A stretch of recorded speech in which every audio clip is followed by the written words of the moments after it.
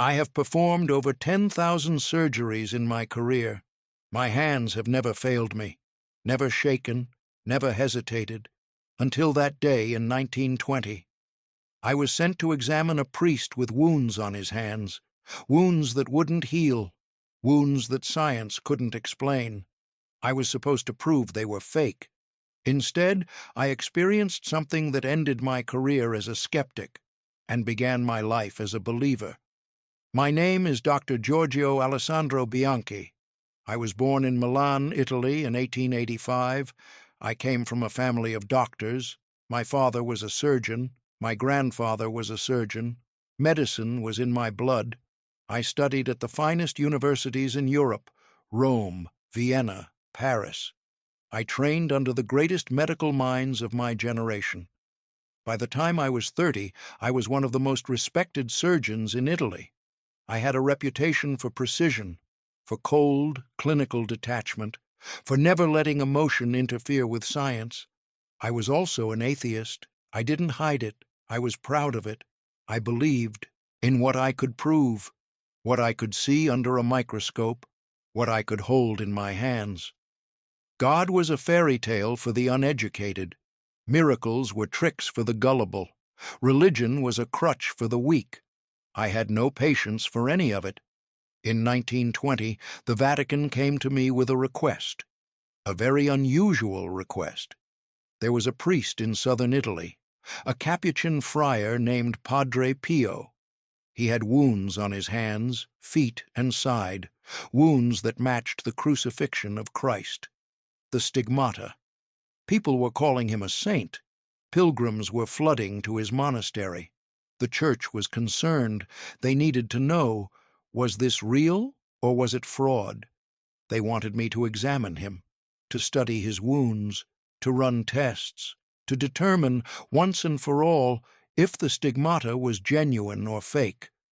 I accepted immediately, not because I wanted to help the church, but because I wanted to expose this priest. I wanted to prove that miracles didn't exist. I wanted to show the world that science always wins. I traveled to San Giovanni Rotondo in September of 1920. It was a small, dusty town in the mountains, poor, isolated, forgotten by the modern world, the kind of place where superstition thrived, the kind of place where people believed in saints and demons. I arrived with my medical bag and my certainty. I would find the truth, and the truth, I was sure, would be simple. This priest was either mentally ill or a con man. Either way, I would expose him. The monastery was old and crumbling. The friars who greeted me were simple men, uneducated, superstitious. They looked at me with suspicion. They knew why I was there. They knew I was not a believer. But they had no choice. The Vatican had ordered them to cooperate. I waited 2 days before I was allowed to see him. 2 days of watching pilgrims come and go. Sick people, desperate people, all hoping for a miracle, all hoping this priest would heal them. I watched them with contempt. Fools, I thought, all of them. On the 3rd day, I was finally taken to meet Padre Pio. He was in a small room adjacent to the church, sitting in a simple wooden chair. He was younger than I expected, only 33 years old, but his face looked older, tired, worn, as if he carried a great burden. He was wearing the brown Franciscan robe. His hands were covered with fingerless gloves, stained with something dark. Blood. I introduced myself formally. I am Dr. Giorgio Bianchi. I have been sent by the Vatican to examine your wounds. He looked at me. His eyes were deep, penetrating. I had stared into the eyes of hundreds of patients. I had never felt uncomfortable, but his eyes made me uneasy. It was as if he was looking through me, not at me, through me, seeing something I couldn't see. He smiled, a gentle, knowing smile. I know who you are, Doctor, and I know why you're here. You've come to prove that God doesn't exist. I was taken aback. How did he know that? I hadn't told anyone about my beliefs. "I'm here to examine your wounds," said coldly. "Nothing more." He nodded, then examined them. He removed his gloves. I had seen many wounds in my career: gunshots, stab wounds, surgical incisions, wounds that healed, wounds that festered, wounds that killed. But I had never seen anything like this. In the center of each palm was a hole, not a cut, not a scratch, a hole, going completely through his hand. I could see light through it. The wounds were clean, no infection, no inflammation, no signs of healing, no signs of worsening, just open, bleeding wounds, wounds that had been there for 2 years and showed no signs of closing. I put on my gloves. I took out my instruments. I was going to examine these wounds properly, take samples, run tests, find the trick, because there had to be a trick. There was always a trick. I reached for his hand, and my own hand stopped. I don't know how to explain what happened next. My hand simply wouldn't move. It was inches from his palm, but I couldn't close the distance.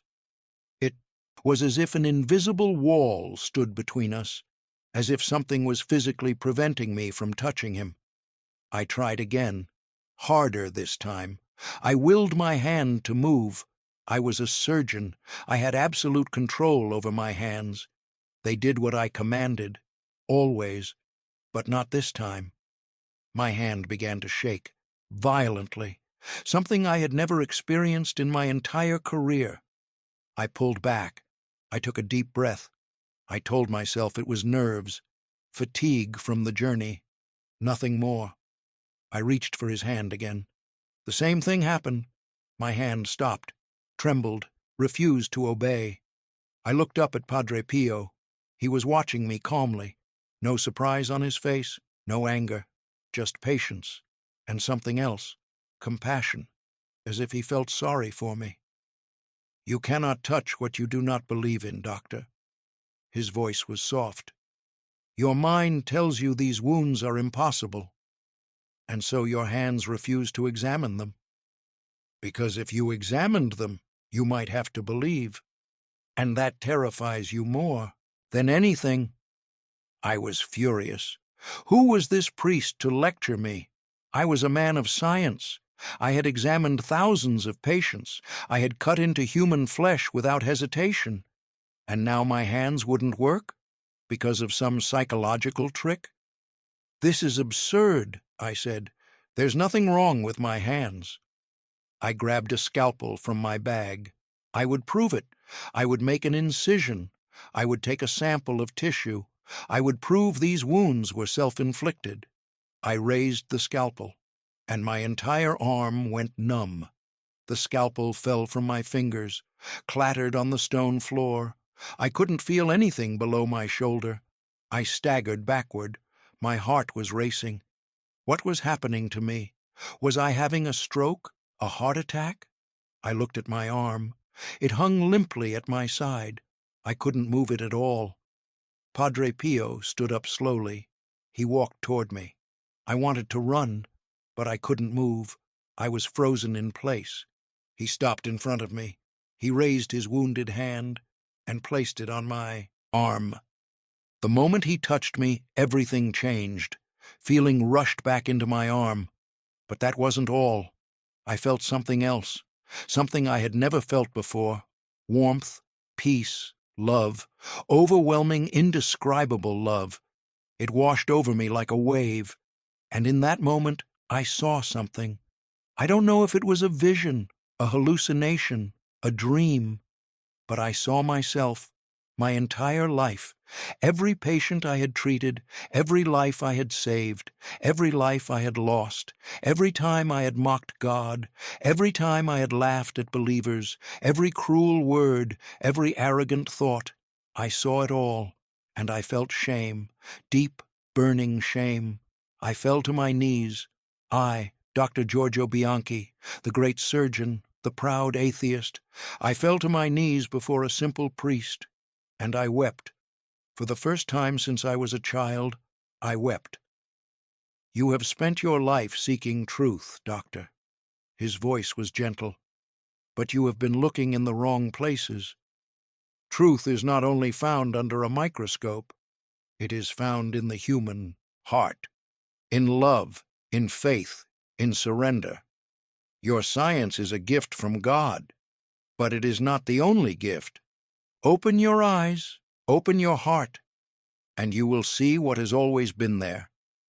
I don't know how long I knelt there. Minutes, hours. It didn't matter. When I finally stood up, I was different. Everything was different. The room looked the same. But I was not the same man who had entered it. I never completed my examination. I couldn't.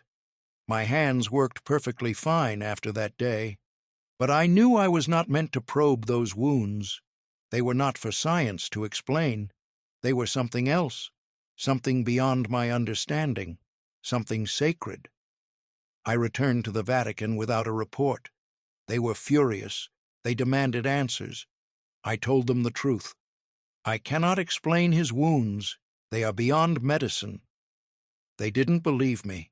They thought I had been tricked, manipulated. They sent other doctors after me. Some came back with the same story. Others came back with doubts. But no one ever proved the stigmata was fake.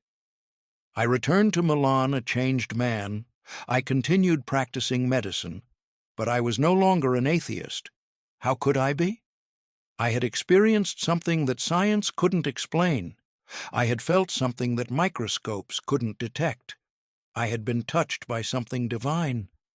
I never saw Padre Pio again, but I followed his story from a distance. I read about his miracles, his healings, his visions, his ability to be in two places at once. None of it surprised me.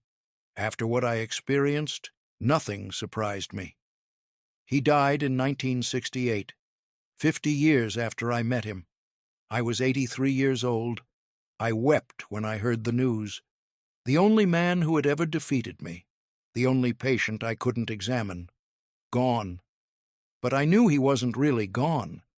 Men like him don't disappear. They just move to a place we can't see. Yet. I am 94 years old now.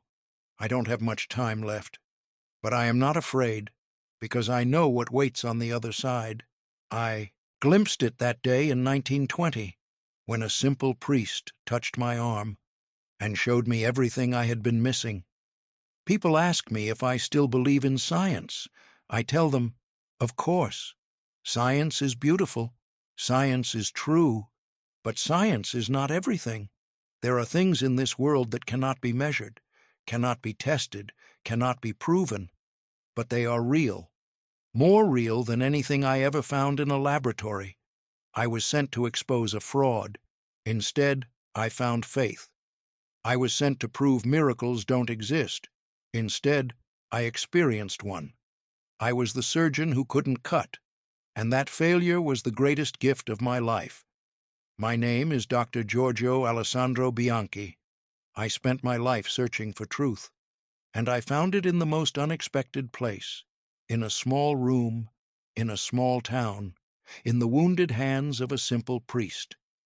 This story is inspired by documented medical examinations of Padre Pio's Stigmata conducted throughout his life, including reports from physicians who struggled to explain the phenomena. Padre Pio was canonized as a saint by the Catholic Church in 2002.